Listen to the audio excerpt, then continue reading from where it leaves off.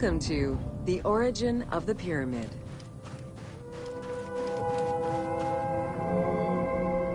The origin of the word pyramid is controversial. Most believe that it originates with the Greek word pyramis, which referred to a bread of conical shape. Life and death in ancient Egypt were modeled on the cycle of the sun. The perfect shape of the smooth-faced pyramid became associated with the metaphor of the pharaoh transformed into one of the sun's rays in death. Pyramids represented the Benben, the primordial mound of the Heliopolitan creation myth. These stories permeated every aspect of Egyptian life to a greater or lesser extent.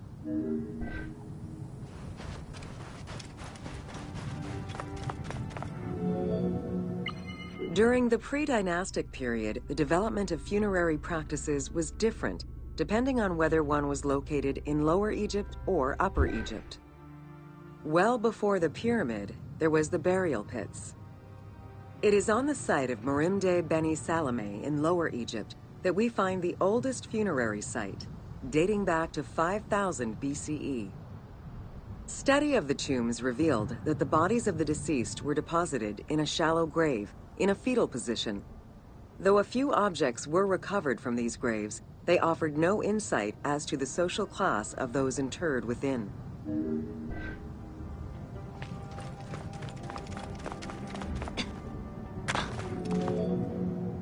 In Upper Egypt, pre-dynastic practices are easier to study, but reveal more complex funerary rites. They are divided into two cultural phases, Badarian and Nagada. The Badarian phase ranged from 4400 BCE to 3800 BCE. Small necropolises were discovered on the outskirts of villages, revealing the emergence of a funerary cult. The bodies of the deceased were lowered into an oval grave and covered with goat or gazelle skins. Items needed in everyday life were added alongside the body.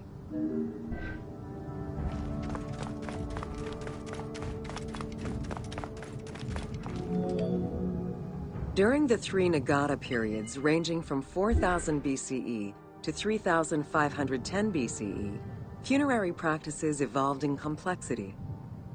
The shape of tombs changed from oval to rectangular, mimicking the homes of the living. The size of the burials increased and funerary items became more stylized and numerous. Tombs gained complexity with masonry, wooden veneers, or raw bricks added to strengthen the structures. In time, socially stratified necropolises emerged. For example, in Hierakonpolis, the elite and commoners had separate necropolises.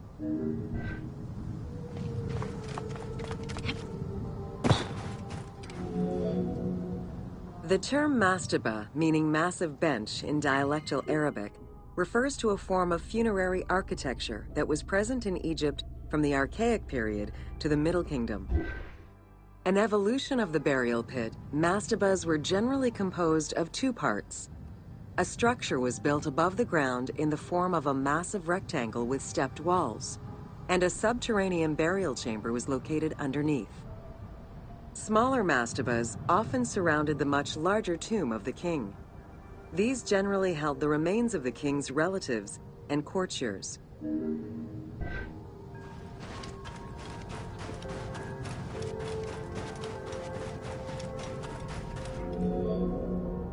The arrangement of the substructure of the mastaba evolved during the course of the Old Kingdom. From the 5th dynasty onwards, mastabas often featured multi-roomed substructures, with sometimes up to 30 rooms. Also, the quantity and quality of decorated surfaces increased noticeably, as well as the number of statues found within.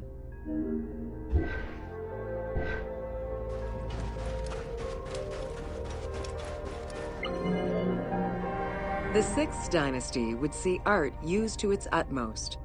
The entire surface of a mastaba would be covered in scenes of daily life, illustrating the prosperity of those lucky enough to comfortably spend eternity near the pyramid of a pharaoh.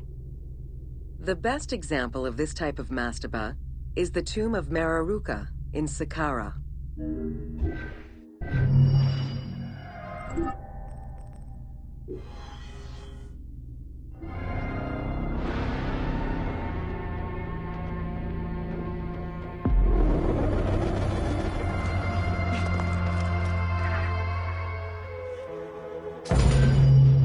Welcome to the Step Pyramid Complex of Djoser. The Step Pyramid is at the center of an enclosed complex comprised of temples, models of palaces, and artificial constructions, all built for the afterlife of Pharaoh Djoser. The funeral complex itself covers 15 hectares and is located on the highest point of the Saqqara Plateau.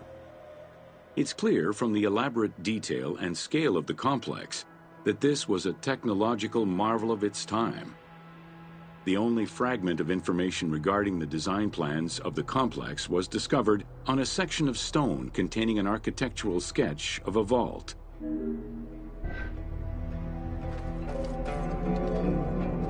The Step Pyramid is the first monument built of stone. Standing at 60 meters high, it was the tallest of its time.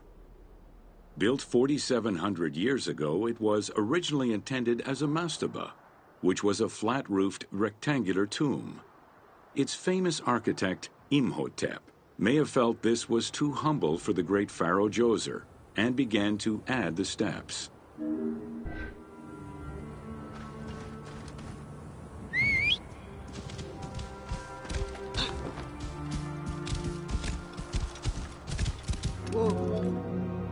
The Step Pyramid complex is enclosed within a 1,600-meter-long wall that is 10 meters high.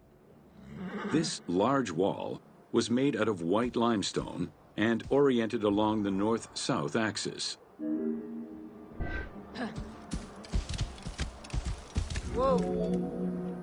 While there are 14 doors, only its eastern door was intended to accommodate the living. The remaining false doors were built as portals for the king's ka to pass through. Along with false doorways, the walls were designed with bastions and steeples resembling a defensive wall. The positioning of these design elements suggest that they were related to the Hebsed festival.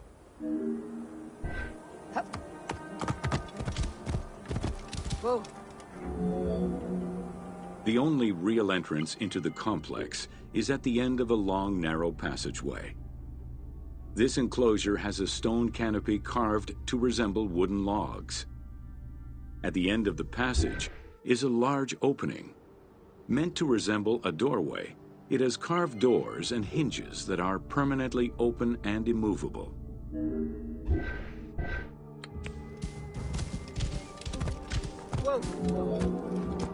The corridor is lined with 20 pairs of columns up to 6 meters high, built by stacking stone drums.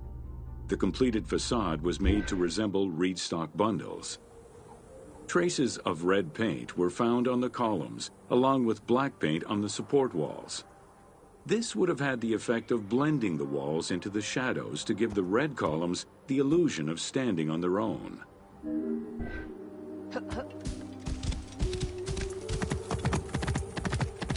Whoa! Chambers are located on either side of the columns and are thought to be chapels representing the provinces of Upper and Lower Egypt. According to some Egyptologists, the arrangement of the rooms may be symbolic of jurisdiction and judgment.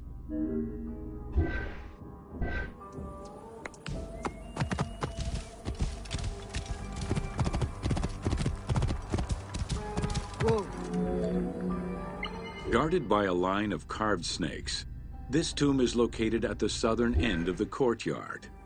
The burial chamber is beneath it, down a 30-meter deep shaft. The low-ceilinged chamber resembles a mastaba and is relatively intact compared to the later burial chamber. The tomb is made of pink granite, though there is evidence it was once polished limestone. Too small for a body, it is possible that the tomb was intended for the king's ka, or to hold the canopic jars containing the king's organs. Later traditions in burials would have the canopic jars in the same chamber as the body. Whoa! A polished limestone staircase leads west from the tomb to underground apartments. Some of these rooms were intended to accommodate the king and his family in the afterlife. Many large jars of pottery were found, including some that still had deposits of beer, milk, and oil inside them. The false doorways are decorated with reliefs of the king taking part in rituals. In these reliefs, he is seen carrying agricultural tools, running, and performing a ritual for the reanimation of the deceased. Whoa! The architect Imhotep chose stone as a building material in order for the complex to last. Following the completion of the initial mastaba, Imhotep devised a burial of more ambitious dimensions. He set about stacking mastabas on top of each other. Evidence shows that the pyramid was enlarged twice by additional cuts into the steps, eventually reaching 62 meters in height and 121 meters by 109 meters at its base. Whoa! A staircase allowing the pharaoh to enter the divine world was represented by a tiered pyramid, oblong in shape, completely enveloping the original mastaba. The pyramid itself is a solid structure. All of the chambers and tunnels are beneath the structure.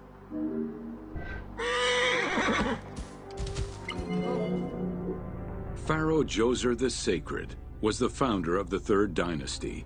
He ruled for 19 years. During his reign, he was known as Horus Negereket, divine of the body. He was given the name Djoser several centuries after his death as a sign of respect, and he is regarded as one of the greatest pharaohs of Egypt. An apocrypha was drafted in his name during the Ptolemaic period, 2,500 years after his death. Whoa! Djoser was associated with the sky god Horus in his human form. A plinth near the step pyramid is inscribed with his name and associated with Horus. He was the first to reside in Memphis, making it the central hub of government for the region. Djoser was known to have built many temples and monuments before the complex at Saqqara.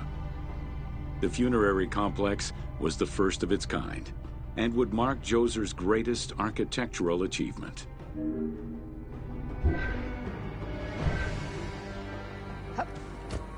Whoa! The funerary complex was built to resemble Djoser's palace, with the stone carved to imitate mud brick, trees, and reeds. Creating these details and softer textures in hard stone would have been a time-consuming, labor-intensive task. Much of the complex is designed to accommodate the Hebsed festival, allowing the king the ability to affirm his rule even in the afterlife.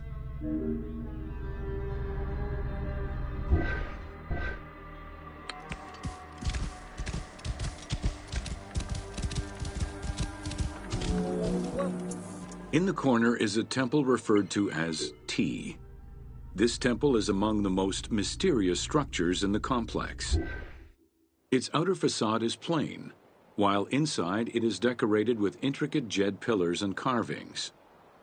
It's possible that this place was intended to be where the Ka of the king materialized, symbolically visiting the platform of the Hebsed courtyard from the afterlife. Whoa! Yeah! The Hebsed festival enabled the pharaoh to maintain universal order and renew godly powers. Through a series of trials and religious rites, such as dance, offerings, and visiting the sanctuaries of various deities, the ruler's vital force and divine nature was confirmed. The celebration was meant to represent the ruler's jubilee and would take place every 30 years, though the deadline was not always followed. The earliest known ritual dates from the First Dynasty. Whoa! Within the complex of Djoser, southeast of the pyramid, is a dedicated space for this essential ritual to be performed by the king even in the afterlife. The Hebsed courtyard is lined with false chapels and equipped with a platform featuring 2 staircases meant to represent Upper and Lower Egypt.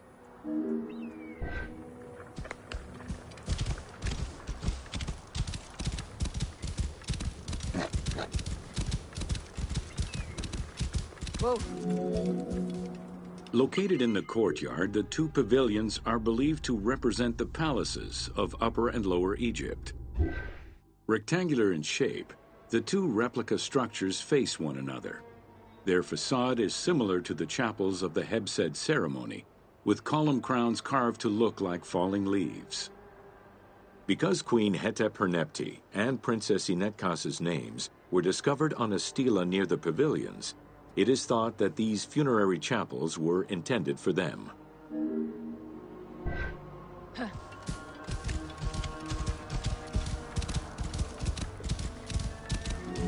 Whoa.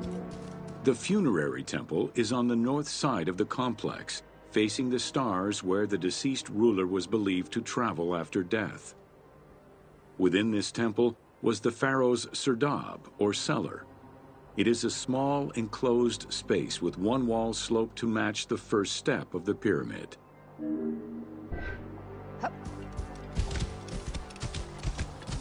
Whoa.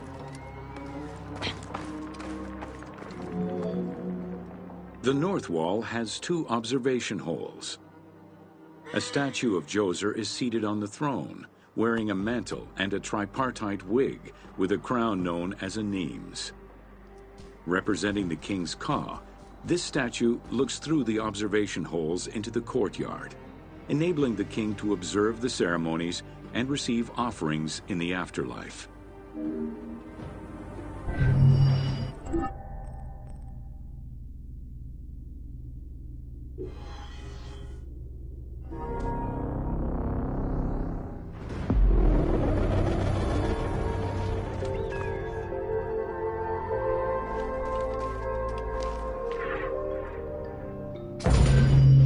Welcome to Inside Djoser's Step Pyramid.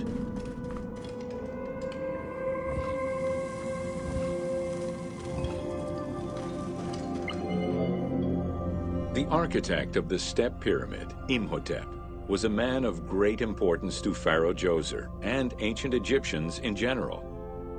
The base of a statue of Djoser, discovered in 1926, celebrates Imhotep as a carpenter, sculptor, stonemaker, and chief of the seers.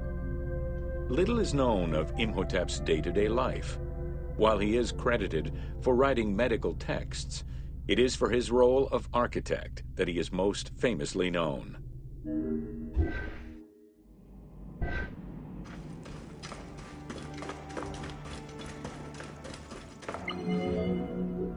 From the design of the pyramid to the elements within the complex itself, Imhotep set out to create something that would immortalize his king. An architectural achievement, the Step Pyramid was made from stone blocks instead of mud brick. It was the first time Egyptians built a monument of that height. Imhotep explicitly intended for the stone to reflect natural materials. The funerary complex of Djoser remained famous throughout the centuries and millennia, and its great architect, Imhotep, was deified by ancient Egyptians during the late period.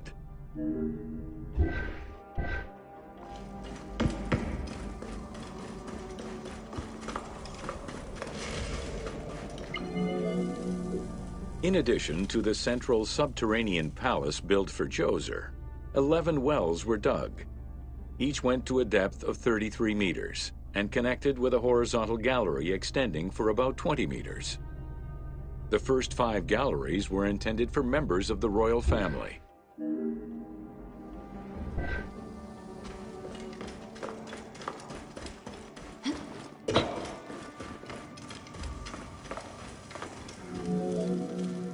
Two passages lead underground and branch off in 3 directions to various magazine galleries.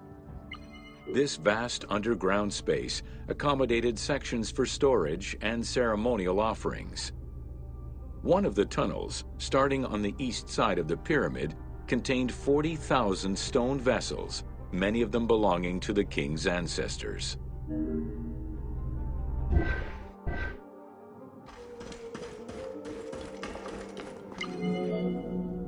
The burial chamber of Djoser is located at the bottom of a 28-meter deep central shaft. According to Egyptologist Jean-Philippe Lauer, the chamber was originally made from polished blocks of limestone, while its ceiling was decorated in 5-pointed stars. At some point, however, the limestone blocks were replaced entirely by pink granite blocks, leaving behind only fragments of limestone blocks decorated with stars.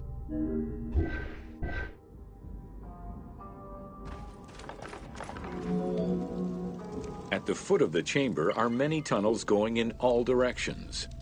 This maze of tunnels, galleries, and chambers stretches over 5 kilometers. There are a number of dead ends and false doors. They may have been intended for the afterlife, rather than to fool thieves.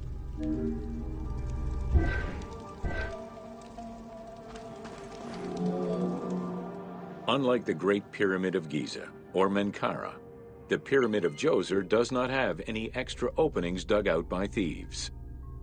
There was no need for them.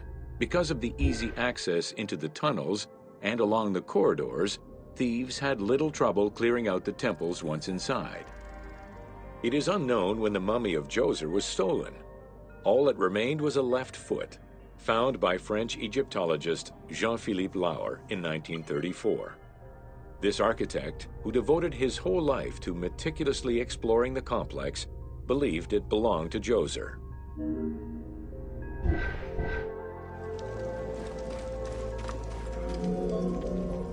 The pharaoh's apartments, also known as the blue chambers, are decorated with blue-green tiles meant to imitate the reed matting that covered the walls and windows of his palace. The stone is carefully curved and painted to look like the rolled mats of open doorways and curtains.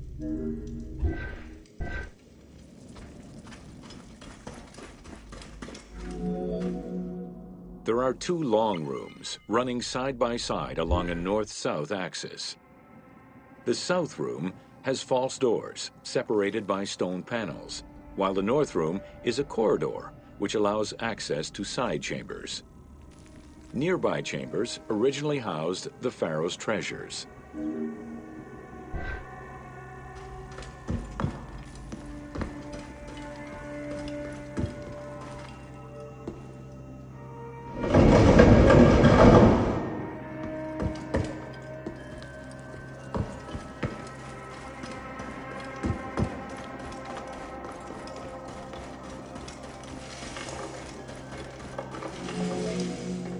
The door frames are made of fine limestone and carved with the king's name. As in the south tomb, reliefs are carved into the doorways. These reliefs show the king performing rituals and visiting divine sanctuaries for all eternity. Their interiors are fictive additions made by the team to add to the wonders of the tomb. It is clear from the elaborate detail and scale of the complex that this funerary monument was a technological marvel of its time.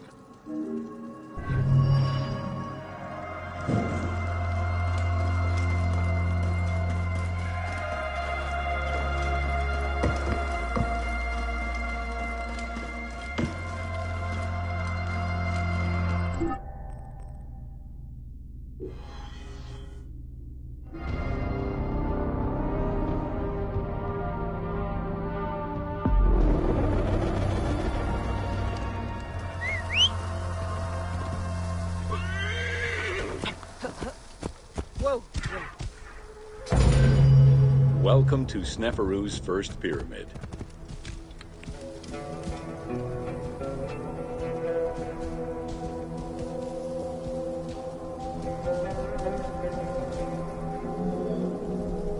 With the long reign of Sneferu, the first king of the 4th dynasty, the most brilliant and creative period began for the construction of funerary monuments in Egypt.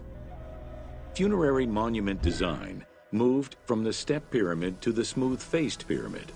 testament to the evolution of the practices of construction. The first attempt at this design was the Pyramid of Meidum.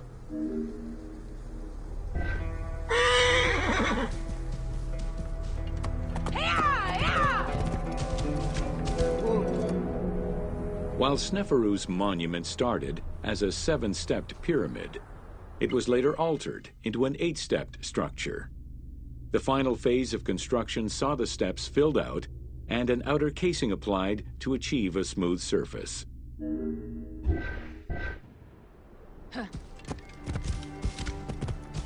Whoa. The smooth dressing of the walls did not provide sufficient bonding, however, and the outer casing did not rest on sound foundations. As a result, the bases of the 4 outer buttress walls gave way, causing the walls to slide down and collapse. While the Meidum Pyramid was abandoned due to design flaws, it showcased other innovations that would impact all future pyramid designs.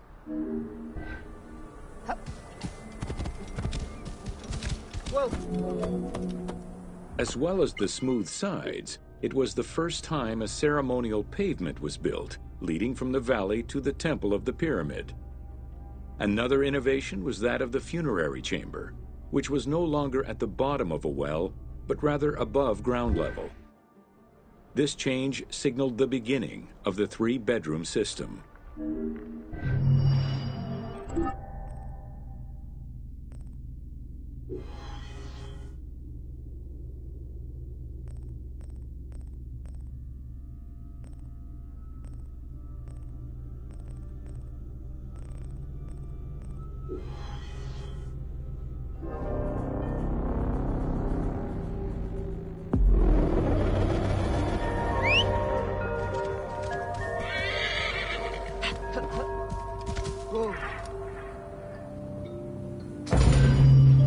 Welcome to the Bent Pyramid of Dashur.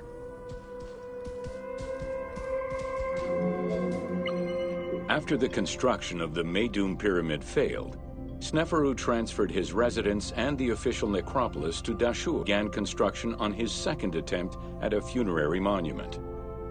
The resulting structure, known as the Bent Pyramid, is the only one of its shape in Egypt.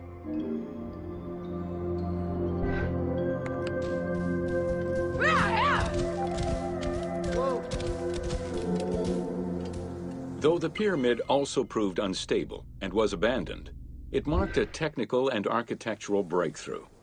Heralding an important design transition, the Bent Pyramid displays a shift from the step pyramid to a functional smooth-sided pyramid.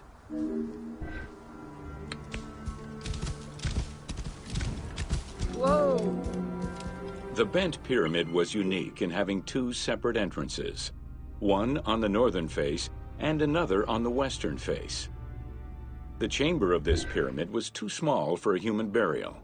It was probably meant for the burial of a statue designated to house the Ka, the vital spirit of the deceased king.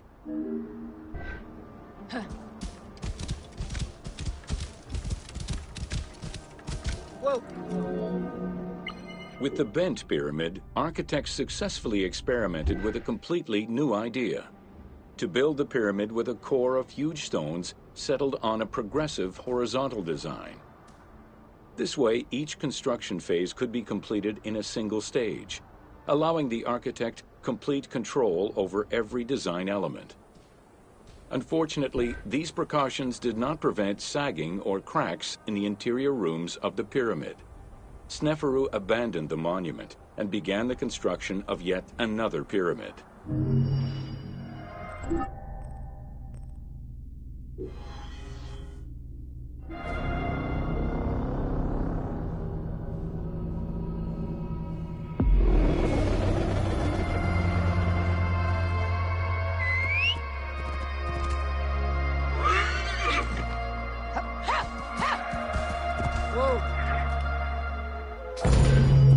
Welcome to the Red Pyramid of Dashur.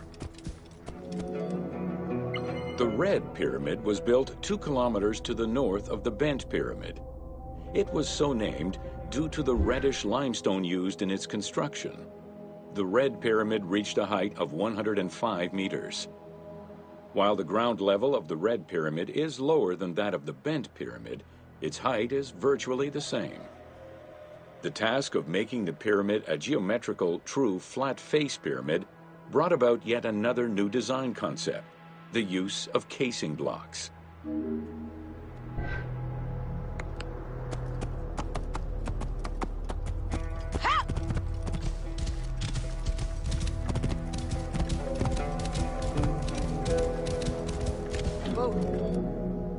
The descending corridor of the pyramid, which opens to the north, arrives at ground level, where two almost identical spectacular chambers with high ceilings are aligned north to south and connected by a short horizontal passage.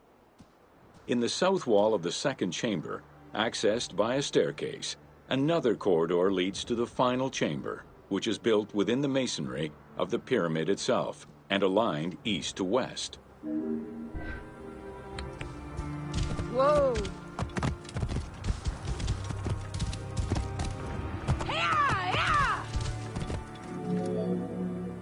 The annexes of the Red Pyramid consist of a small funerary temple located to the east.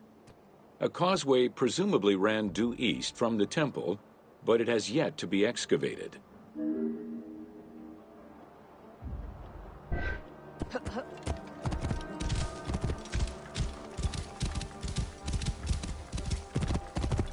Whoa!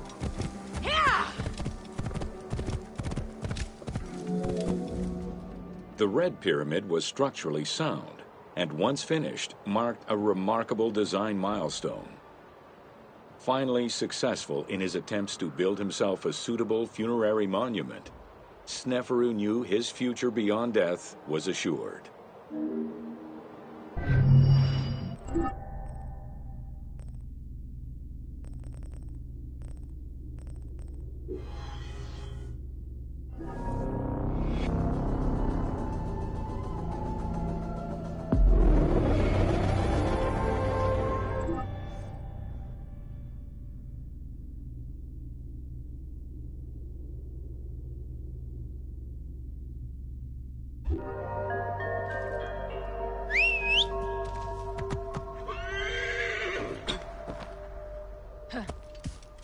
Whoa!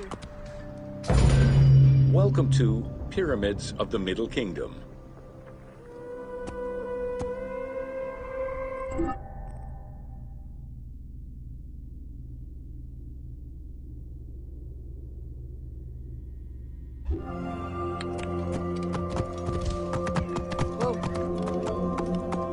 During the Middle Kingdom era, the powerful rulers of the 12th dynasty resumed the tradition of elaborate pyramidal tombs.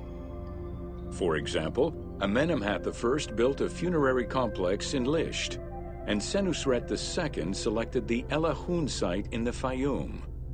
Amenemhat II and Sesostris III, however, cast their favor towards Dashur. Amenemhat III built a pyramid there as well before moving to Hawara in the Fayum.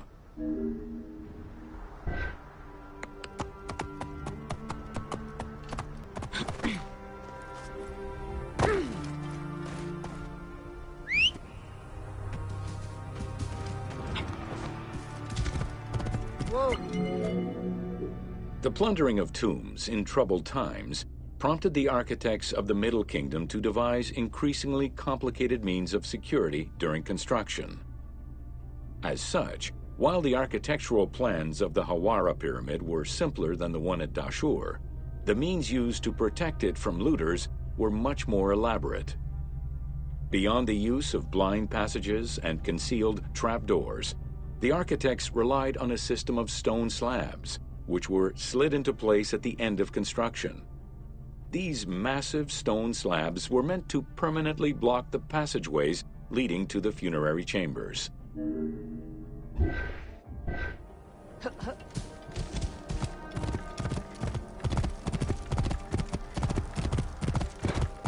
Whoa!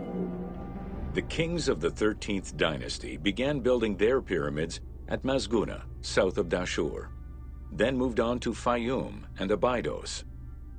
The kings of the 17th dynasty, however, satisfied themselves with crowning their cave tombs with small pyramids of raw brick. The kings of the 18th dynasty gave up the shape of the pyramid as a royal tomb entirely.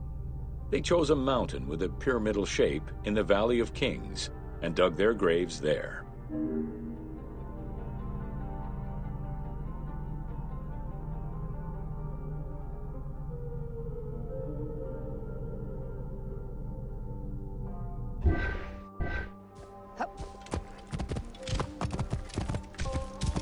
Whoa.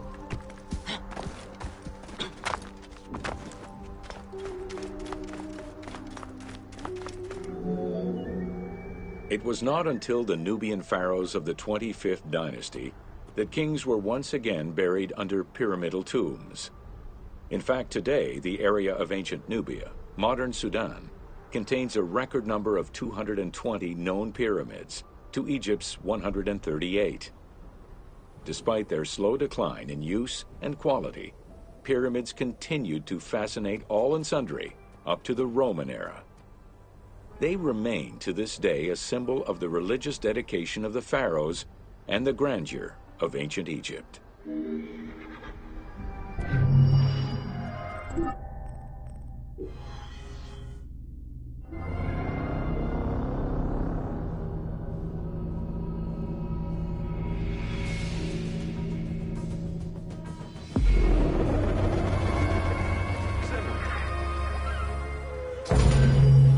Welcome to an overview of the Giza necropolis.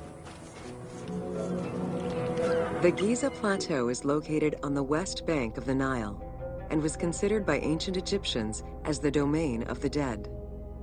The pyramidal complexes found there were built over the span of 3 generations, during the reign of Khufu, Khafre, and Menkaure.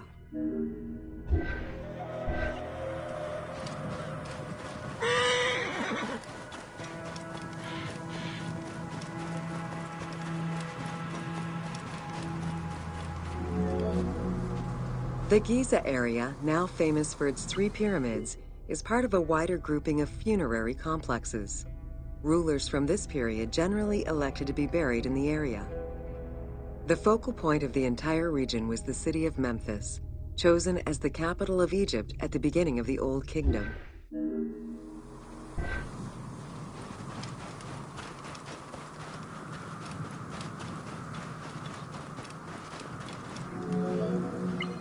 The placement of the Giza monuments, and particularly that of the pyramids, followed a practical yet strict alignment. First, they focused on cardinal points, and then they accounted for the natural geology of the plateau.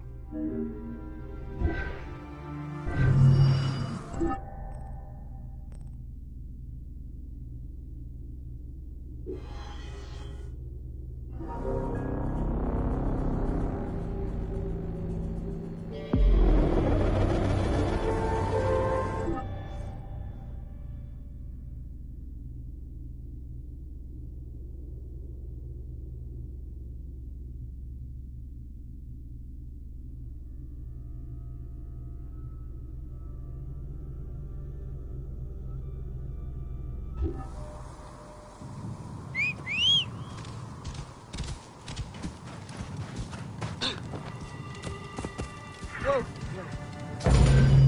Welcome to A sphinx was originally meant to be a personification of the king.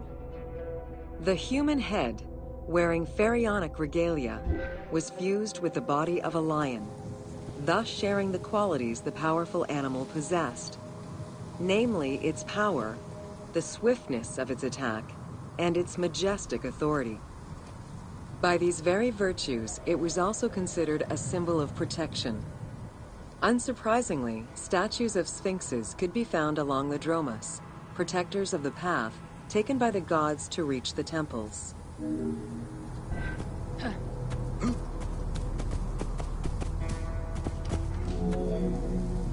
Over the centuries, enthusiasts and historians alike have wondered, who built the Sphinx?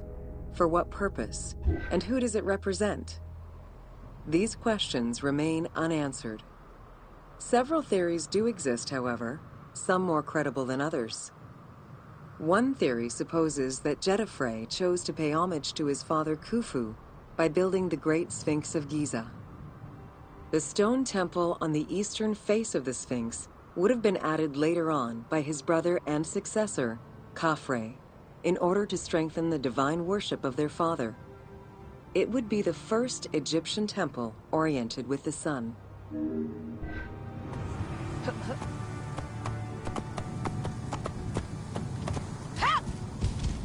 Whoa! Another theory suggests that the Sphinx was built by Khafre and was meant to represent him. The arguments to support this hypothesis are based on the fact that the limestone beds used for the main work of the Temple of the Sphinx are geographically and architecturally similar to the Valley Temple of Khafre. Some believe that Khufu himself built the Sphinx, which was later finished under his successors, Jedefre and Khafre. These arguments are based on the stylistics of the engraving, the typology of the nemes, and the absence of a beard at the time of construction. Whoa! While ancient Egypt as a whole leaves a rather monochrome vision of its monuments and statuary, it is vital to understand that in ancient times, absolutely everything was painted. The sun, eating away at the pigments of the colors, the sand, the climate, and the implacable impact of time, unfortunately destroyed the glorious colors of the Sphinx of Giza.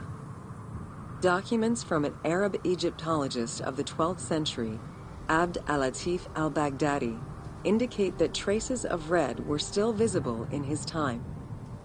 Today, however, the only color that remains are traces of red close to the ears of the Sphinx, as well as hints of blue and yellow on the nemes, traditional colors for that type of headdress. The pigments for the color red were man-made, obtained by mixing different products such as clay, quartz sand, and very finely crushed hematite.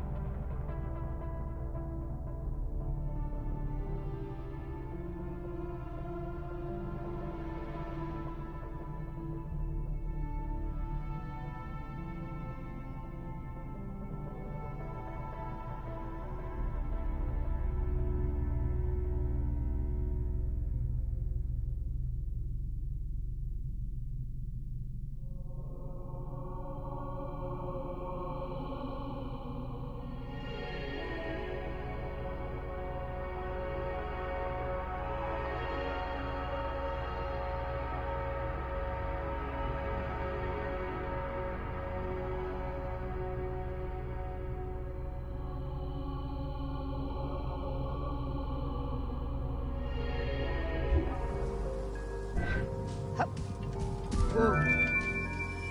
Red had a strong symbolism in ancient Egypt. It was both the color of life and the color of death. It could represent the sands of the desert or the brilliance of the sun. Red was also associated with the god Seth, vengeful and destructive. The Egyptian word for red, deshur, is also the word which was used to signify the desert, or the royal crown of Lower Egypt. In art, red was also the color used to paint the bodies of men, while yellow was used for women. It is possible that there were also color restoration efforts during the Saite period about 600 years before Cleopatra's rule, as indicated by notes on the inventory stele, discovered in 1858 by Auguste Mariette. It is because of this that the team made the decision to display it with its full range of colors, even though the Sphinx's colors would have likely faded by Cleopatra's time.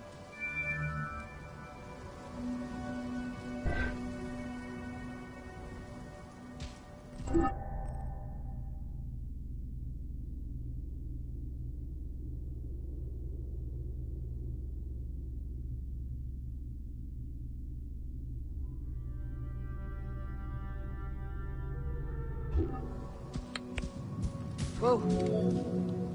Dating from the 4th dynasty, approximately 2600 to 2500 BCE, the Great Sphinx of Giza is the oldest and largest sphinx that we know of.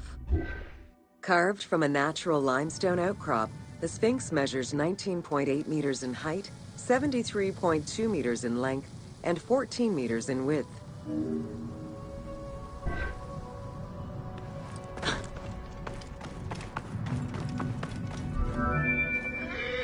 In order to bring polish to the imposing monument, several blocks of limestone were added after the initial construction phase. Since then, there have been numerous attempts at preservation. The polish present in the game integrates some aspects of modern restoration attempts. The team made this choice to present a more iconic version of the Sphinx of Giza to the player. Today, the Sphinx is called the Terrifying One. This appellation is translated from its Arabic name, Abu al-Hal, which in turn was derived from Baluba in Coptic.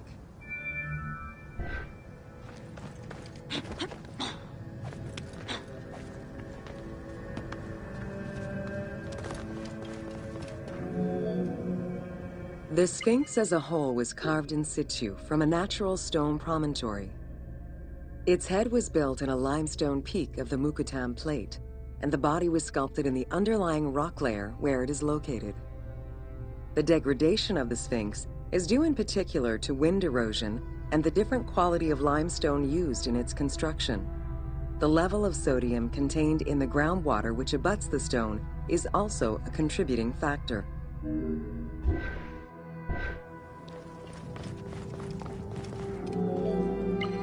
The natural bedrock is seen through the oblique natural strata of the Sphinx's body that are similar to the surrounding limestone.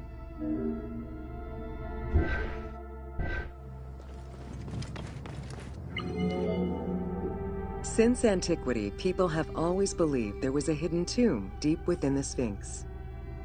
It is thought that attempts to plunder the Sphinx began as far back as the First Intermediate period. Since then, numerous attempts to pierce the Sphinx's secrets have been carried out, leaving indelible scars upon the monument.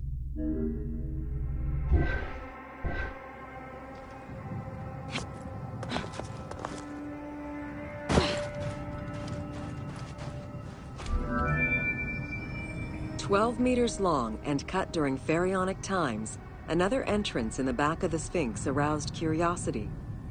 Although Thutmose IV attempted to seal it off, it was possibly reopened by treasure hunters. It was rediscovered by Howard Vyse and mapped more recently by Mark Lehner. This entrance at the back of the Sphinx leads to different cavities of a few meters each, in directions going inside the statue's body and under the surface. The team has used this opportunity to extrapolate a little more.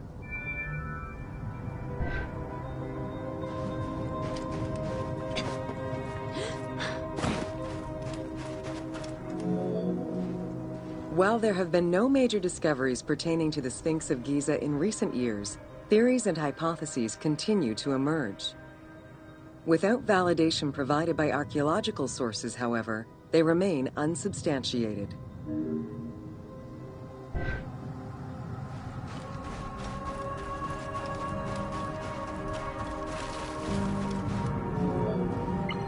The first of the main theories as to the Sphinx of Giza's meaning posits that the Sphinx was originally a massive representation of the god Anubis. Its principal arguments are that the head of the Sphinx is disproportionate compared to the size of its body. The second theory believes that the representation of two sphinxes on the stela of Thutmose IV would indicate that another stone sphinx had existed on the site itself, possibly even in paired symmetry on the other side of the Nile. However, neither of these theories can be verified in any way.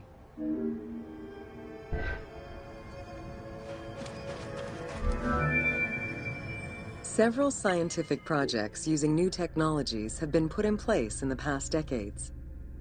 The most important was led by Mark Lehner and his team, who specialize in the study and survey of the Giza Plateau, including the Sphinx site. The mapping made it possible to see the materials used to construct the Sphinx analyze the different layers of erosion, and figure out the most fragile areas to protect. After a few attempts at giving the Sphinx artistic proportions, the team instead decided to use photogrammetry mapping to faithfully reproduce the proportions of the Sphinx.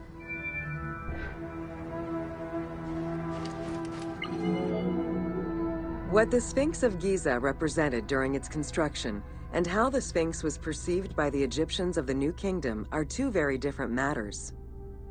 Originally a representation of the king imbued with the power of the lion, the Sphinx was eventually viewed as a direct representation of the Most Divine. It is theorized that kings of the New Kingdom believed that the Sphinx of Giza was the one who recognized and legitimized the ruler of Egypt. Thus, despite the fact the Sphinx of Giza was partially buried under the sand during his reign, Amenhotep II knew that the monument was of great importance.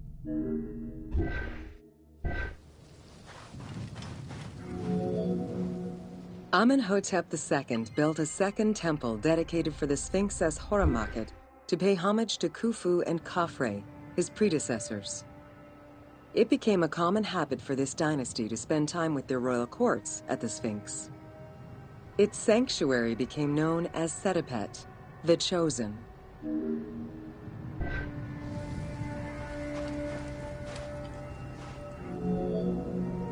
Egyptologist Mark Lehner believed that Amenhotep II built a statue of himself anchored between the paws of the Sphinx, likely to legitimize his reign, alongside a stela found by Salim Hassan.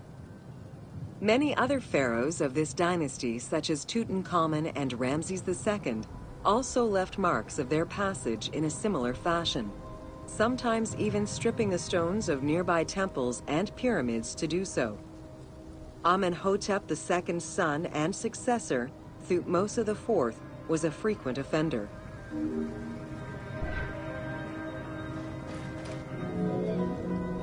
While sleeping between the Sphinx's paws, the future Thutmose IV saw in a dream the god Horamakhet proclaiming his coming accession on the throne of the two lands. This was, of course, on the condition that he removed all of the sand covering the Sphinx, which stood guard as the personification of the god, and should thus never be engulfed by the sands of the desert.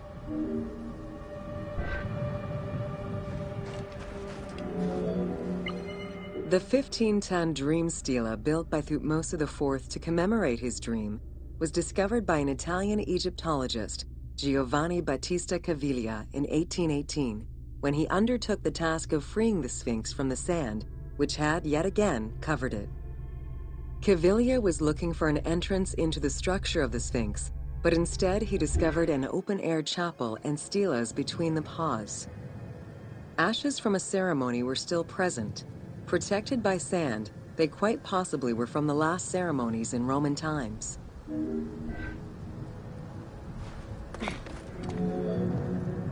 That same year, Caviglia discovered fragments of the Sphinx's beard that had probably been added during the New Kingdom. If many of these pieces are held by museums in Cairo, a fragment is displayed at the British Museum, along with a piece of the uraeus that was on the Sphinx's headdress. It is believed this fragment of beard was possibly kept in place thanks to the statue of Amenhotep II, which was supposed to be located under the head of the Sphinx.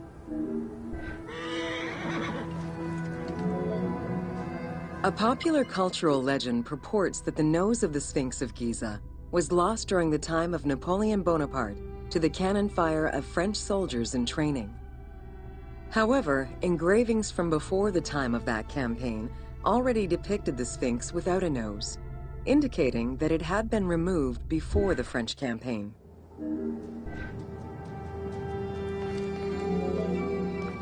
The most plausible hypothesis is based on the research of the German historian Ulrich Harman. During the 1980s, Harman compiled medieval sources written by Arab authors. In doing so, he discovered that the Sphinx was once perceived as a favorable omen, a deity supporting sediment-nurturing floods and crops. Around 1378, a Sufi by the name of Muhammad Sa'im al-Dar could not stand this vision of the monument, and in an iconoclastic act, broke the nose of the Sphinx. According to the texts, he was then hanged and burned between the legs of the Sphinx for his crime.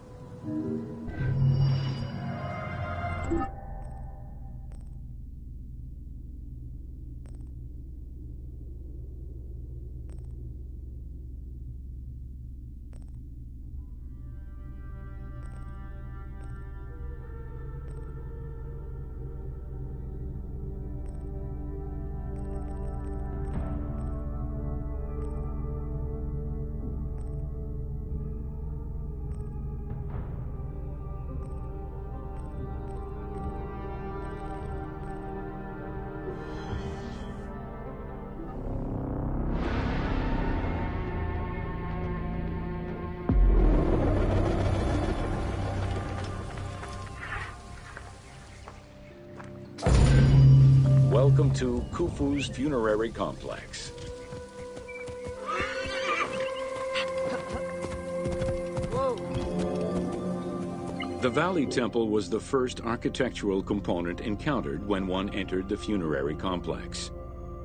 It was considered the official entrance of the tomb and mixed the structural components of both a temple and a portico.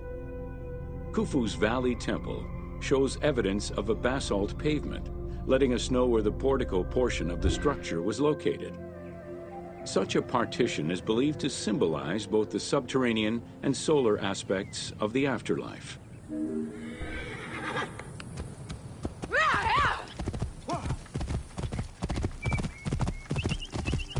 Whoa.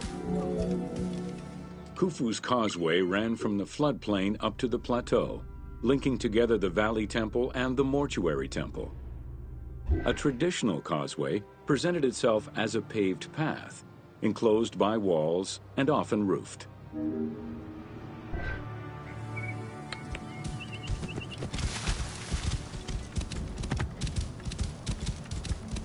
Whoa.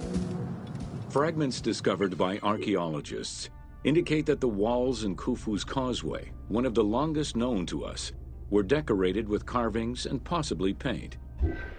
Depictions show a great variety of themes: stars on the ceiling, accompanied by scenes of battles on the walls.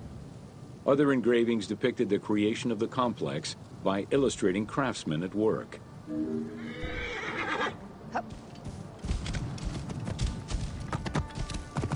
Whoa. The most impressive private cemeteries of Giza are located east and west of Khufu's pyramid. The Eastern Cemetery was reserved for members of the royal family, while the Western Cemetery was mostly set aside for various court dignitaries. In both areas, private tombs, also known as mastabas, were aligned and laid out methodically in streets and avenues. This arrangement was probably an attempt at recreating the king's court for the afterlife.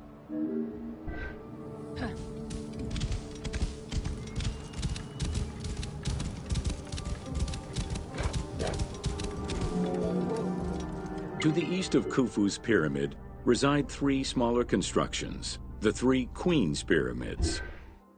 A sloping passage led from the ground surface to a burial chamber, cut out of the bedrock and lined with masonry. If it seems quite certain that these monuments were intended for queen's burials, the identity of the original occupants is hard to assess. Whoa. The northernmost pyramid was most likely meant for Queen Hetepheres, who is believed to have been Khufu's mother. However, in 1925, her actual tomb was discovered nearby by accident.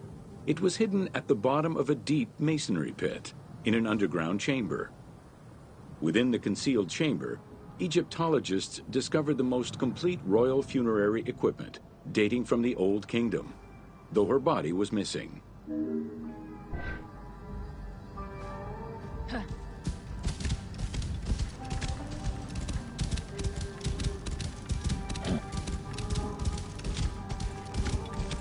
Whoa.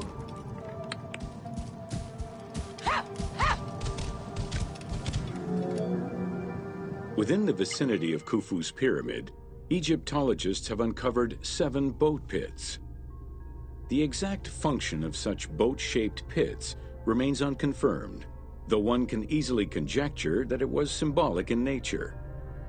The boat pits being located at the eastern side of the pyramid, at the precise spot where the resuscitated king was supposed to reappear, could constitute evidence to support such an assumption.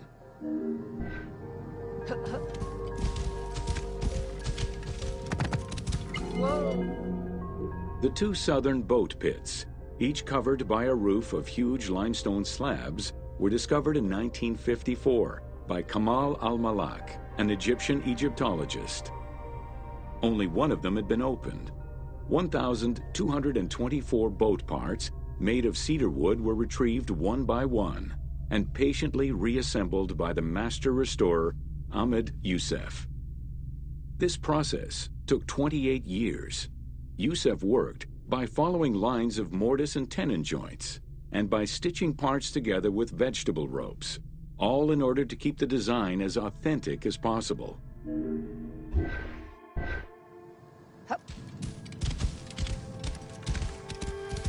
Whoa!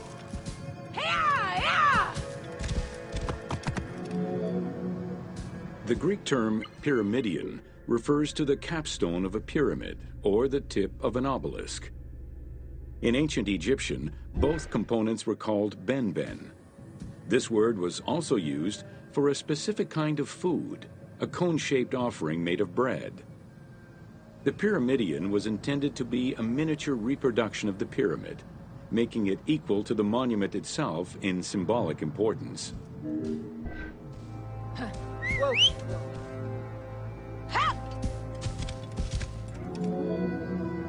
A few pyramidia have been retrieved from pyramidal complexes. The earliest, found in Dashur, is undoubtedly a good example of Old Kingdom's pyramidia. It is made of limestone and has no inscriptions. Some engraved pyramidia were recovered from private funerary chapels.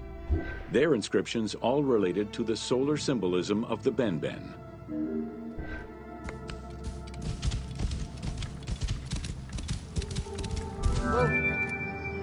The pyramidia of the pyramids of Giza were never recovered. The reconstitution you see in the game is fictive, incorporating a golden pyramidion bearing inscriptions relevant to Khufu.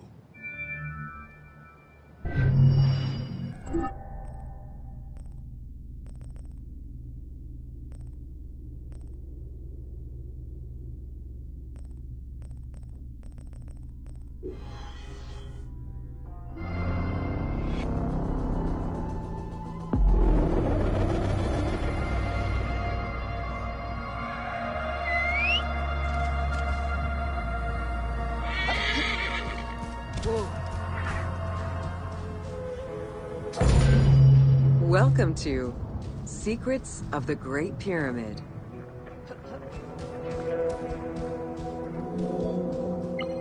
Built around 2550 BCE, the Great Pyramid of Giza is considered one of the most iconic structures of Egypt. It is the biggest of the pyramids and the only one of the 7 wonders of the ancient world still standing. The numbers associated to the Great Pyramid of Giza are impressive. A workforce of over 20,000 people, 6 million tons of stone, and 20 years of construction. It was a massive undertaking for a pharaoh's tomb.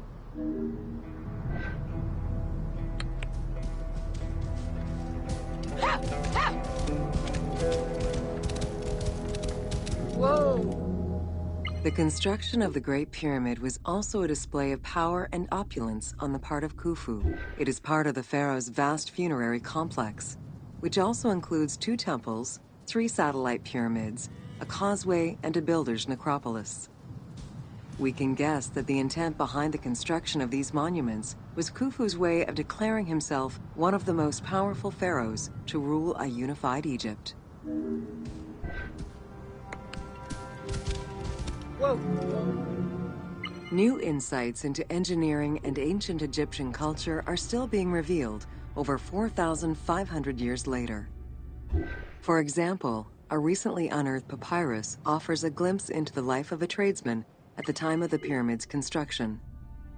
Also, a logbook belonging to a team leader during the building gives details on the craftsmen, their work schedules, and the raw materials required. Whoa! It is interesting to note that by Cleopatra's time, the pyramid's celestial purpose, its construction, and the function of its mysterious inner chambers was already unclear. Today, it is only through dedicated research that we have begun to grasp some of the Great Pyramid's mysteries. Whoa! The Egyptians had polished their design for centuries by the time work on the Great Pyramid began. Intended as a tomb for Khufu, the Great Pyramid's structural design has been considered to be nearly perfect by engineers and historians ever since. Whoa!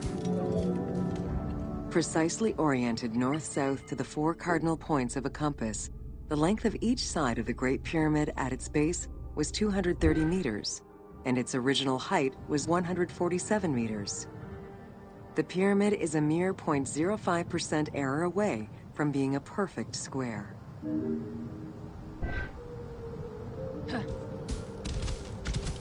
Whoa! In order to achieve the shape of a true pyramid, the design required many considerations in the planning phases as well as precision during execution.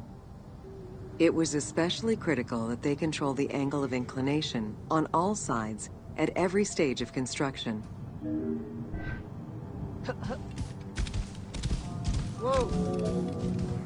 Materials for the Great Pyramid consisted of quarried limestone blocks, weighing between 2 to 15 tons each.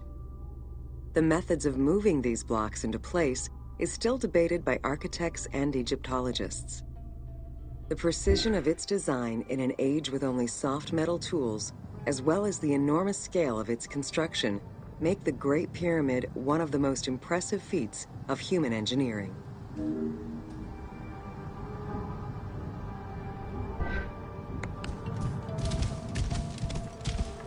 Whoa! It's estimated that it took between 600,000 and 2 million blocks of stone to build the Great Pyramid. Experts calculate it would have required men to move 12 blocks every hour around the clock for 20 years to place the 2.3 million stones the monument is made of.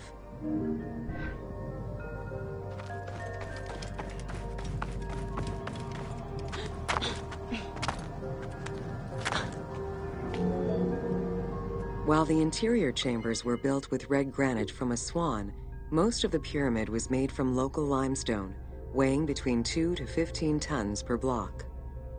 There is debate on how the pyramid stones were moved into place. Recent research is exploring the idea that it was built around a large interior ramp.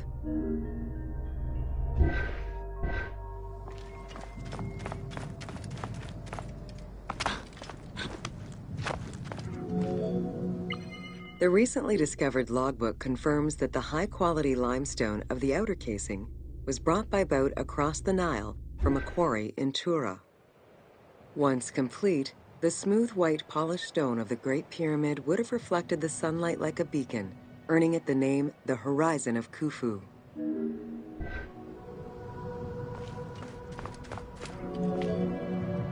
Over the centuries, thieves and travelers attempted to access the Great Pyramid numerous times. Ancient writings describe details of its interior, proof that some made their way within, though who gained entrance first and when is unknown.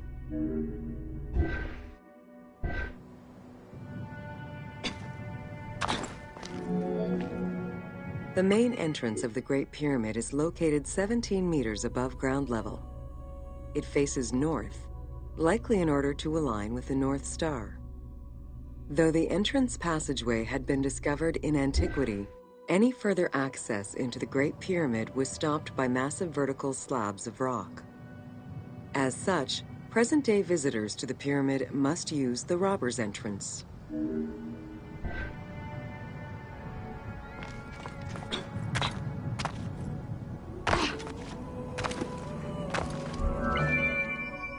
The robber's entrance is reported to have been opened in the 9th century by Caliph al-Mamun. In search of treasure, the Caliph had his men dig their way inside the Great Pyramid. The most likely scenario is that they enlarged a corridor which had been created by tomb robbers during antiquity. As such, this is how the team can justify access to this wonder.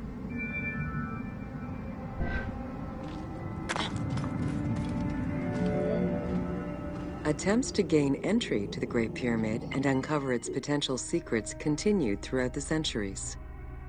In the 19th century, the belief that another entry existed at the south side resulted in a hole being blasted into the pyramid's side, with no results for the damage that was done.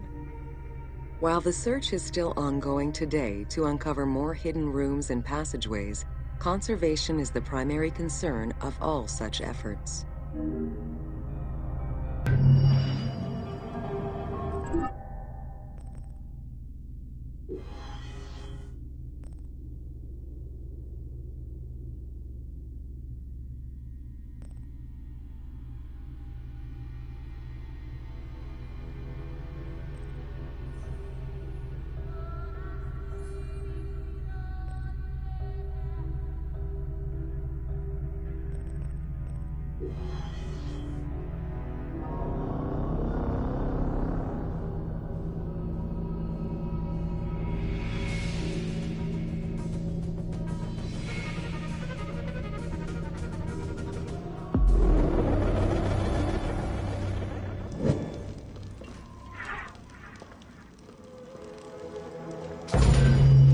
Welcome to the... From the original entrance of the Great Pyramid, there is a passage leading to the subterranean chamber.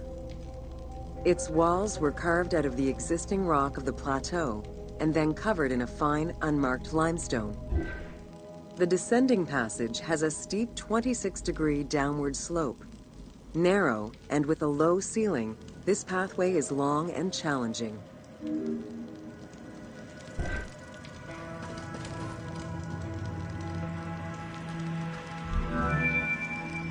While the original passage was 145 meters long, the team reduced its length and made it both wider and higher. The main focus of the work in reproducing the location was centered upon preserving the unique claustrophobic environment of the Great Pyramid, while still allowing for a smooth game navigation. The well shaft was a 58-meter vertical passage that connected the descending corridor to the grand gallery above. An adjacent grotto may have originally been a small natural well in the bedrock that was enlarged during the tunneling. Whether the grotto was intended for another purpose is uncertain.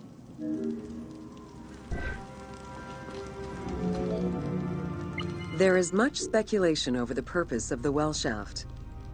One theory is that the channel was cut or enlarged to supply air to workers in the descending passage.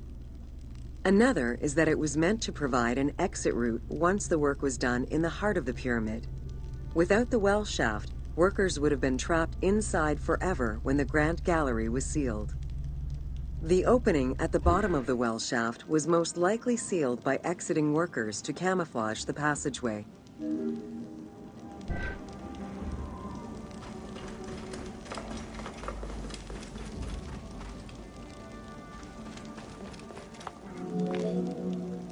There is a subterranean chamber at the end of the descending corridor, 30 meters below the Giza Plateau surface. Dug directly into the bedrock, the space is wide with a ceiling 3 meters in height. Its floors and walls are rough and uneven, indicating that it was never completed. At the south end of the room, there is another narrow corridor, similar to the others, though it abruptly ends after roughly 20 meters. The chamber also contains an 11-meter pit near the east side. It's unclear what this may have been used for. In the game, this well leads to a fictive underground complex containing key game-related mysteries.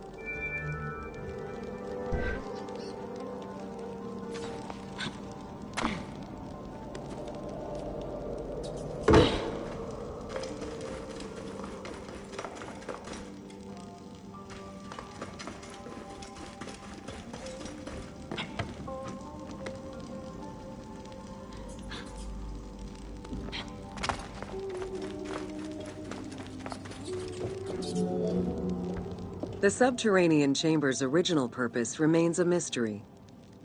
One popular theory is that it was originally meant to be Khufu's burial chamber, but the pharaoh changed his mind, preferring to be buried higher up in the pyramid, which would explain the chamber's unfinished state.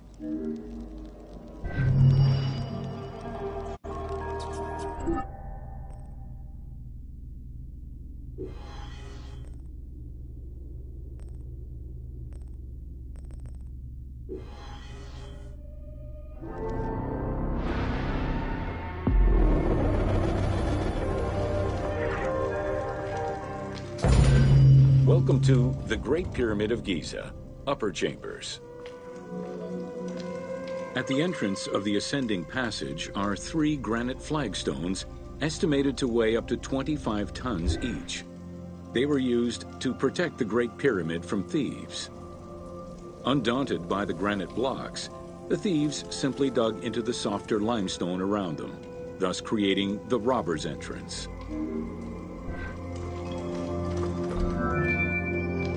While in reality the robber's entrance is one single cavity which leads to both passages, in the game, the team created individual accesses to either passage. As such, in the game, one entrance leads to the ascending passage, while another leads to the descending passage.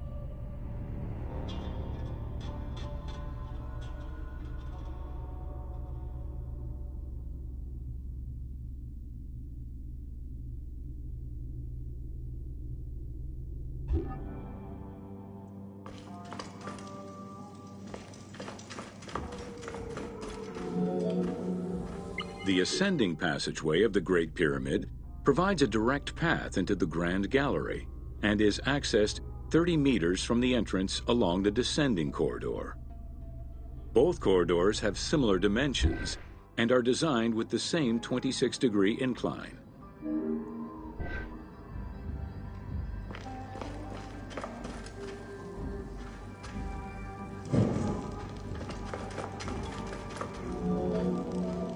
The ascending corridor has smooth masonry on its walls, and the layout includes many trapezoidal stones. Both the floor and ceiling of the passageway indicate that the passage was enlarged, possibly during or after the funeral, to allow workers room to move granite blocks meant to plug the corridor.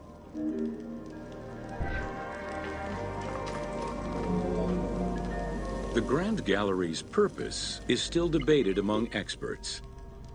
It may have been intended to align with the stars, act as a buffer to protect the king's chamber, or simply to facilitate the transport of the granite blocks used inside the pyramid. Access to the queen's chamber was at the beginning of the Grand Gallery.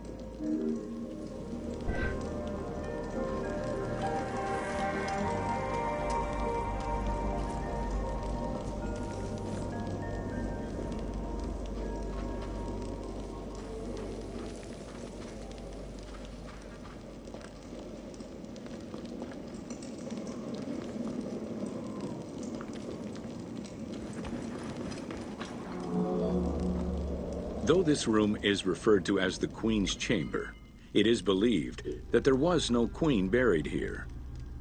Based on their knowledge of earlier pyramids, Egyptologists believe it was more likely intended as the king's serdab, a chamber meant to contain the Ka statue, which would in turn house the king's spirit.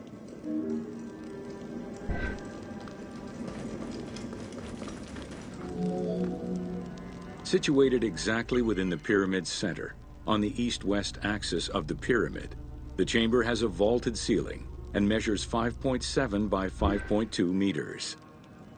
In the eastern wall, there is a niche tucked away in a small corbelled archway, which may have originally held the Ka statue. Behind this niche is another smaller hole, possibly dug out by thieves in search of further treasure.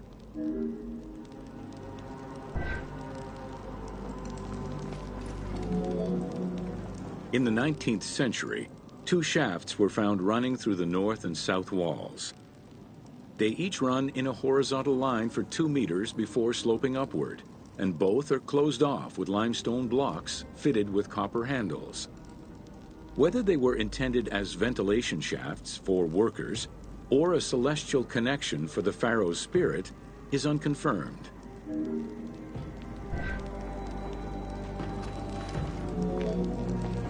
A recent scan of the room indicated the presence of an unknown cavity hidden behind the north face of the walls over the descending corridor. Further investigation is still ongoing to ascertain the nature of the anomaly, so as to avoid risking damage to the monument.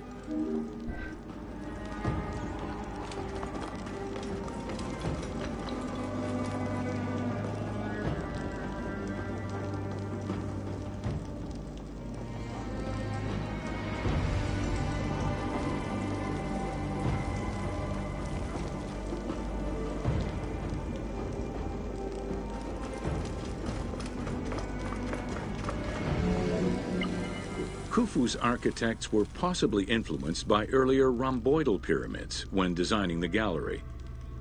It is the longest corbelled vault ever built, measuring 47 meters long and 8.6 meters high.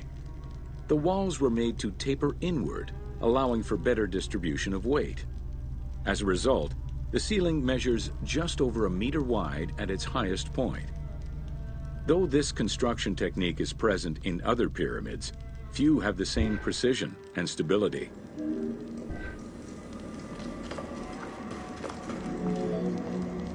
While the space is visually dramatic, the gallery seemed to serve a practical function, though what exactly remains uncertain.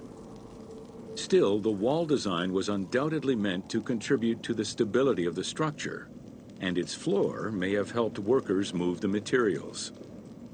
A channel runs along the middle of the room. A movable floor originally rested in this central recess. The raised benches on either side are equipped with slots that may have been used to help position the granite blocking stones.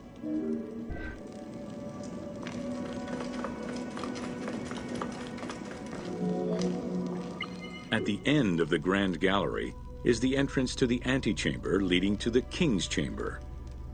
Directly above, there is another narrower horizontal passage that connects to the top of the King's Chamber and allowed the workers access to the weight relief rooms.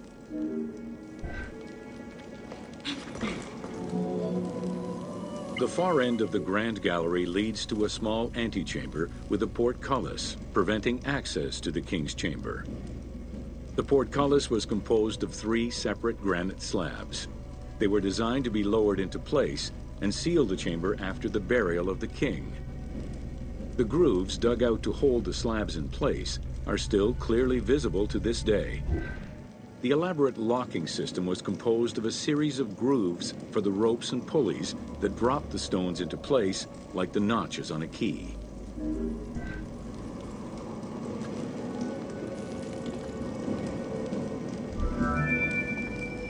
For the purposes of the game, the team elected to remove the portcullis slabs in order to grant the player access to the King's Chamber.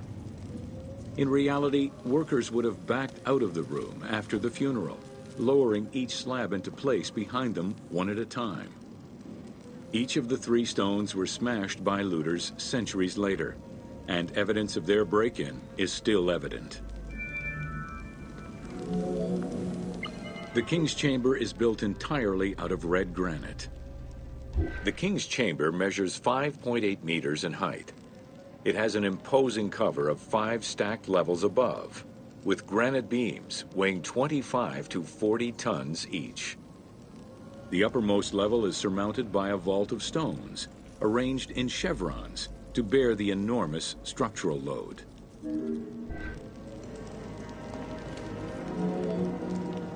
As in the Queen's Chamber, 2 shafts extend out from the room towards the north and south faces of the pyramid.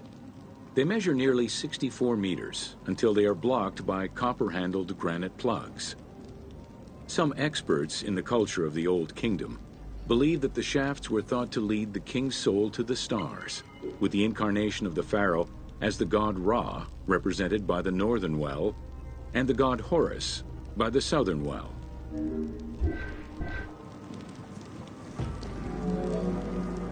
There is a granite sarcophagus at the west end of the room, but it is the concealed construction inscriptions left by workmen on the roof's stones which verify this as the resting place of Khufu. The sarcophagus was recorded as being empty when it was discovered, and its design indicates that there was once a lid in place. It's possible that this sarcophagus is only a cenotaph in memory of the pharaoh, but was never actually meant to receive the body.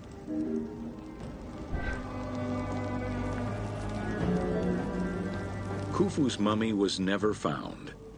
It is hoped that as of yet undiscovered hidden rooms and shafts of the pyramid may provide an answer as to its location.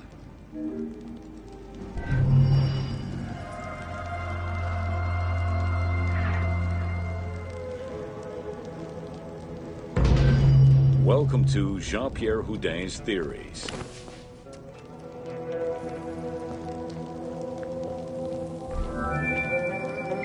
The team wanted to provide players with a sense of exploration and discovery, particularly within the Great Pyramid.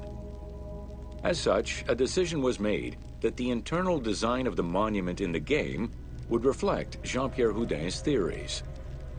While the antechambers of the king's tomb have yet to be discovered, Houdin posits that this is merely due to a unique design, placing the pharaoh's tomb at the center of the pyramid. The entire tour you are about to take was designed along Houdin's hypotheses.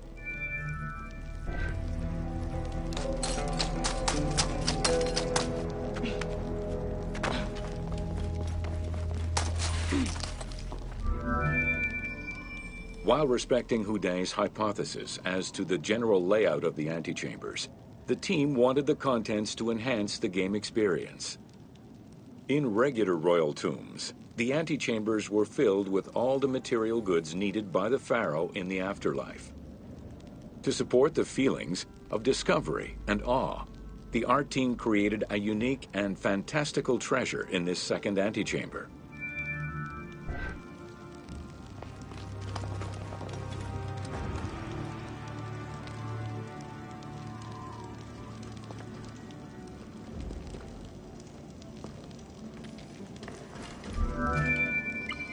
Houdin theorized that the ascending corridor and the Great Gallery were used by the workers to haul hoist the heavy beams above the king's chamber. He called it the service circuit.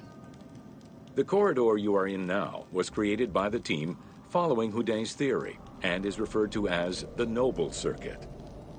It is through this corridor that the wooden sarcophagus containing the pharaoh's mummy would have been transported to its final resting chamber.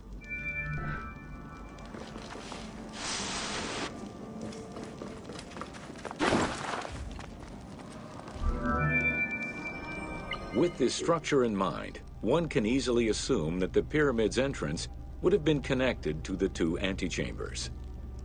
Modern research has revealed that a cavity might be located behind the north face chevrons of the pyramid.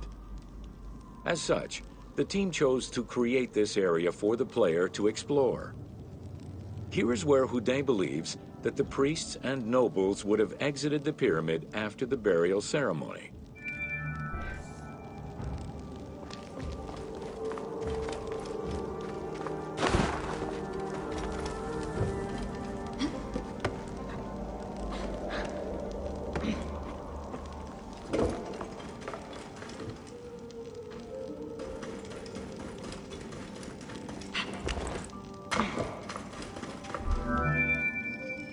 Many theories regarding the construction of the Great Pyramid rely on the usage of external ramps.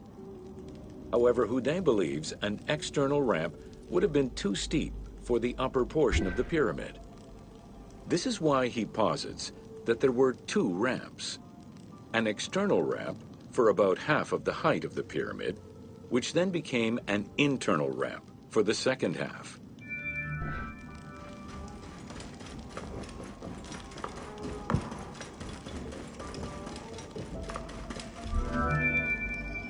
Houdet's theory states that this internal ramp followed the sides of the pyramid in an ascending spiral pattern.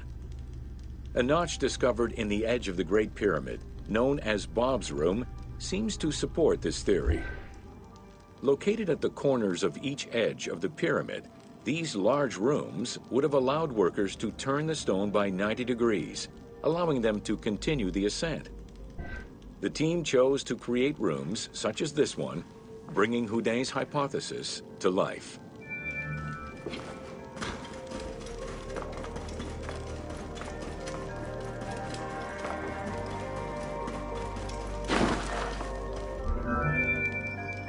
This long corridor was the first section of the ascending internal ramp.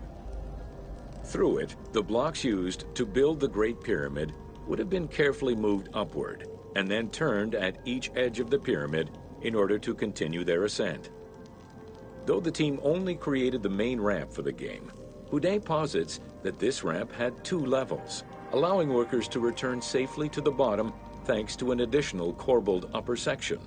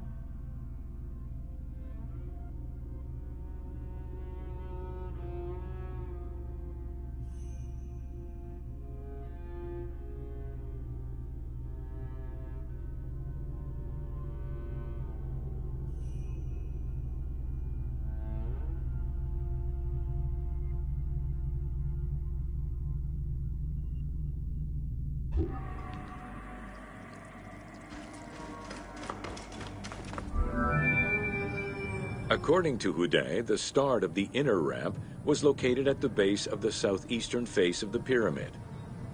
This location would have been the junction point of the external and internal ramps. Below us, workers would have built the lower part of the pyramid with the external ramp before eventually switching to the internal ramp for the middle and upper sections of the pyramid. At that time in the process, they could have reused the material of the external ramp to fill the center of the pyramid, hauling the stones in through the internal ramp.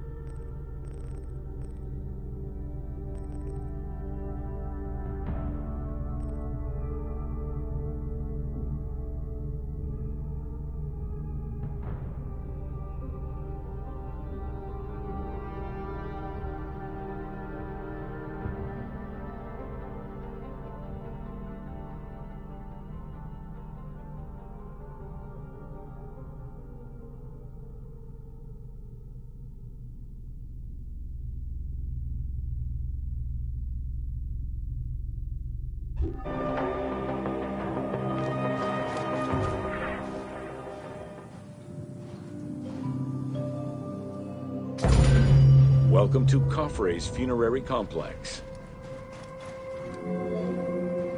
Since the very beginning of the 4th dynasty, mortuary temples were built adjacent to pyramids on the eastern side.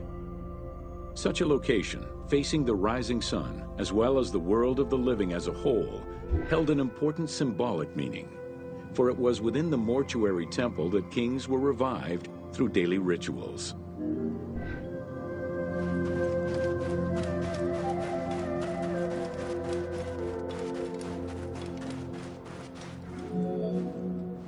In its standard form, a mortuary temple was divided into 2 parts. A front area which consisted of a vestibule and a courtyard, and an area in the back, where all sacred elements were located. The back of the temple incorporated several essential features, including an inner sanctuary with a false door, which allowed the soul of the pharaoh to travel between the world of the dead and the world of the living.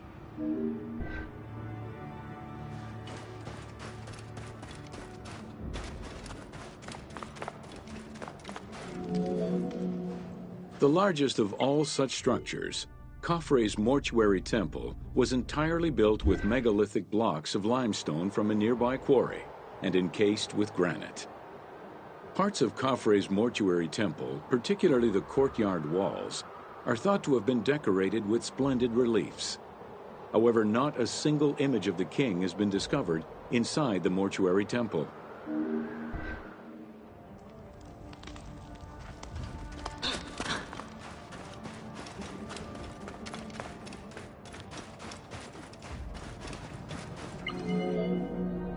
Khufu's direct successor, Jedefre, followed the custom which required each king to establish a new site for their funerary accommodation, and chose Abu Rawash as his last resting place. When the time came to build his own funerary complex, Khafre, also one of Khufu's sons and the successor to Jedefre, broke with tradition and returned to Giza. Not only did Khafre thumb his nose at tradition, but he did so in a way which he hoped would allow him to overshadow his father's most important monument.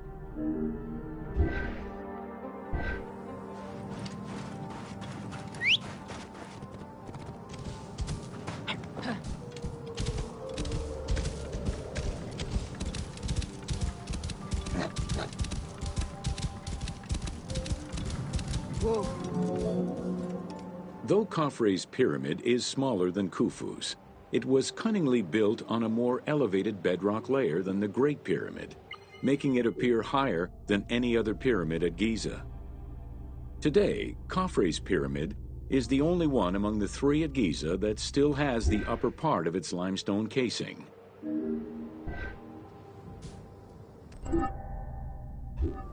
Hup.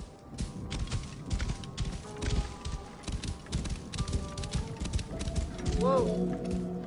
Considered a most sacred area, the Giza necropolis was strictly defined, both geographically and physically. An 8-meter-thick Tura limestone wall completely surrounded the Great Pyramid. The only way inside would have been through the mortuary temple.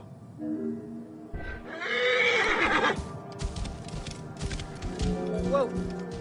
From the reign of Sneferu and onwards, the subsidiary pyramid became a common feature within the pyramidal complex. The function of the subsidiary pyramid, however, smaller in size and in height than the royal tomb, remains unclear, though some believe that it was meant to house the ka of the pharaoh. Whoa. In mainstream media, the ka is often defined as the soul of the deceased. The truth is a bit more complicated. Within the ancient Egyptian funerary belief system, the ka was a component of a living person, which separated itself from the body at the time of death. It represented the deceased's vital essence.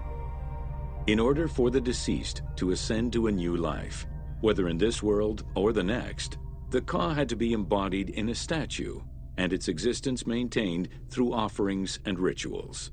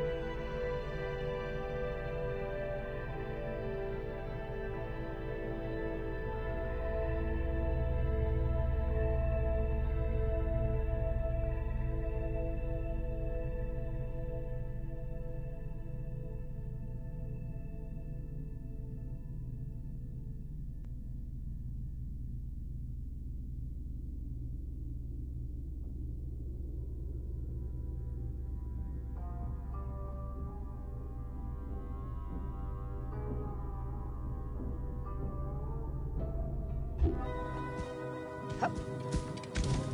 Whoa. Within Khafre's subsidiary pyramid, a wooden box containing pieces of cedar was discovered by archaeologists. When reassembled, it turned out to be a shrine mounted on a sled. Just as with the solar barges found around Khufu's pyramid, it seems Khafre's shrine and sled were ritually disposed of after his funeral.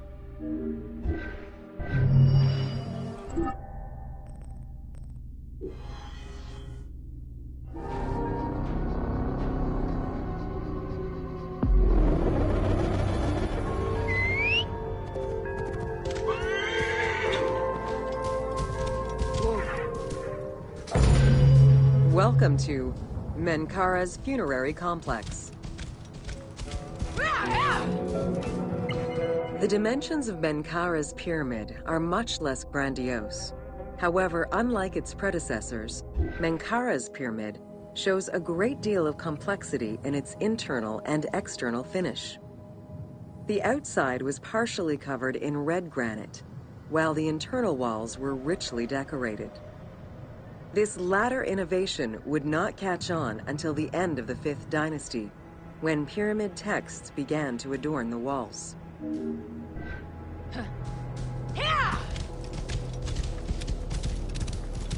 Whoa. Menkaura's pyramid contains 2 sloping passages, both located in the northern side of the structure. The upper one was abandoned during the construction phase, whereas the lower one, slightly above the base of the monument, constitutes the real entrance. The lower passage leads to a first room, which, for the first time since the reign of Djoser, is decorated with engraved false doors.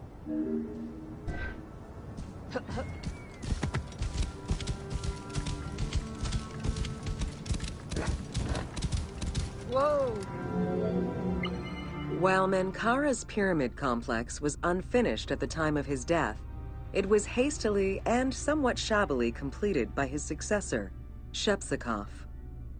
Even so, this funerary structure marks a watershed in the history of this kind of monument.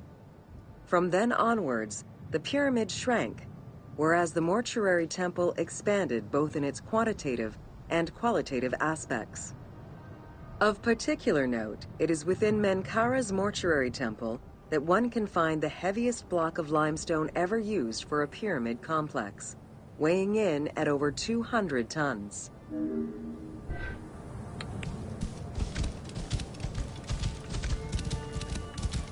Whoa!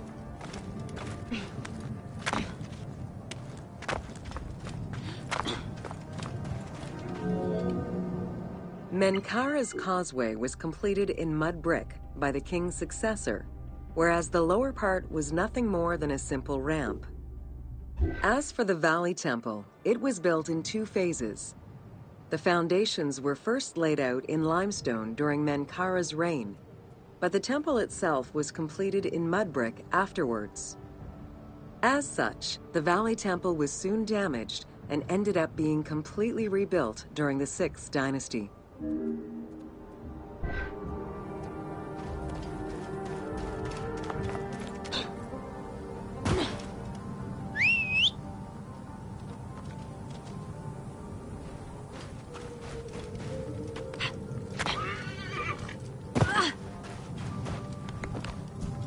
Whoa!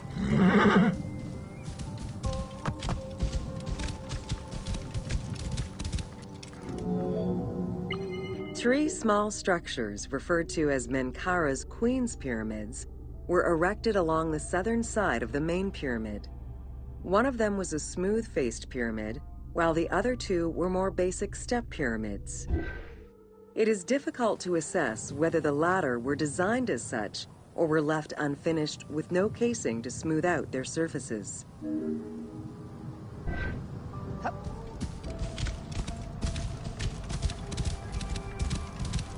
Whoa! The easternmost pyramid was built with the traditional rooms and corridors found within a satellite pyramid meant to house the king's ka. However, a granite sarcophagus was found within, leading to the conclusion that it was used as an actual tomb rather than as a symbolic cenotaph. Drawing on these observations, some assume that this pyramid was first built as a satellite pyramid for the king's ka, before seeing its purpose change to that of a queen's tomb. Which queen, however, remains a mystery.